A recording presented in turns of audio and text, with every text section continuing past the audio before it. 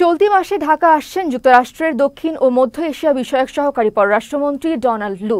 প্রধান উপদেষ্টা ডক্টর ইউনূসের নেতৃত্বাধীন বাংলাদেশের অন্তর্বর্তী সরকারের সঙ্গে যুক্তরাষ্ট্রের সম্পর্ক নিয়ে আলোচনার জন্য আসছেন ডোনাল্ড লু সহ একটি মার্কিন প্রতিনিধি দল। বাংলাদেশের অন্তর্বর্তী সরকারের সঙ্গে ভবিষ্যৎ কর্মপন্থা নির্ধারণের জন্য আলোচনা করতে চায় যুক্তরাষ্ট্র।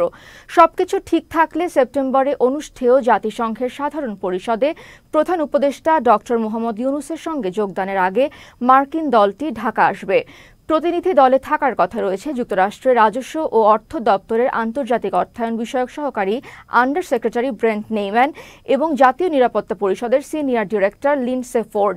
প্রতিনিধি দলে থাকবেন যুক্তরাষ্ট্রের দক্ষিণ ও মধ্য এশিয়া বিষয়ক সহকারী পররাষ্ট্রমন্ত্রী ডোনাল্ড লু।